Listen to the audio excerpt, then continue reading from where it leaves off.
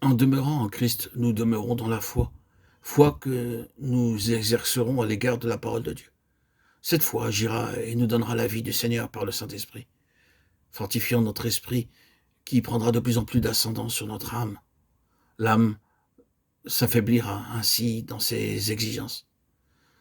Dans la vie d'un enfant de Dieu qui a accepté de renoncer à lui-même, de porter sa croix, de suivre le Seigneur, le but que se poursuit le Saint-Esprit, c'est de produire la séparation.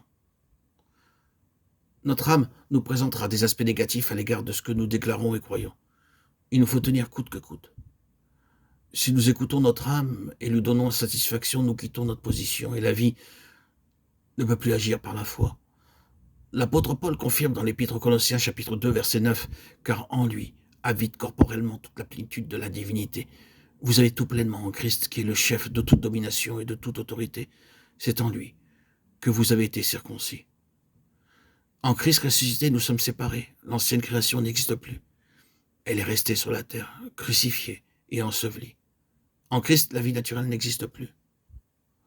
Au travers de l'œuvre accomplie par le Seigneur Jésus et de la position que nous occupons dans cette œuvre, nous sommes séparés. Le but que le Saint-Esprit poursuit est de réaliser cela.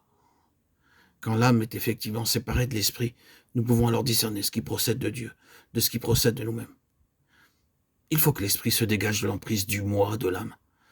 Et cela n'est possible que par une attitude de foi à l'égard du Seigneur, en demeurant dans la position et en refusant de répondre aux sollicitations de son âme. C'est ici le chemin qui conduit à la délivrance et au salut de notre âme. Un autre aspect de la croix commencera après cette séparation, selon Philippiens 3, la conformité à la mort de Christ. Lorsque la séparation est devenue effective et que le croyant vit et marche dans l'esprit, cette conformité s'accomplit alors que nous demeurons unis à Christ dans sa mort. La croix doit être appliquée de manière constante afin que sur la base de la séparation, tout ce qui relève de l'indépendance ne soit plus possible. Le Saint-Esprit rendra aussitôt évident si telle ou telle chose vient de lui ou de nous. C'est une œuvre absolument indispensable qui doit s'accomplir en chaque enfant de Dieu, afin qu'il parvienne à une véritable expérience de la vie vécue dans l'Esprit. Autrement, nous resterons influencés par notre âme et liés à nous-mêmes avec toutes les erreurs et les conséquences qui en découleront. Nous ne pourrons pas chercher ou trouver la volonté de Dieu avant de pouvoir faire la distinction entre l'âme et l'esprit.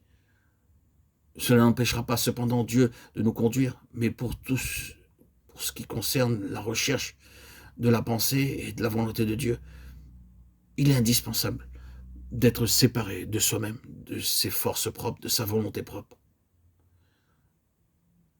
Le Seigneur Jésus était dans son âme séparé et vivait entièrement en esprit. Il se référait toujours à Dieu, le Père par le Saint-Esprit, au moyen de son esprit qui transmettait les directives à son âme.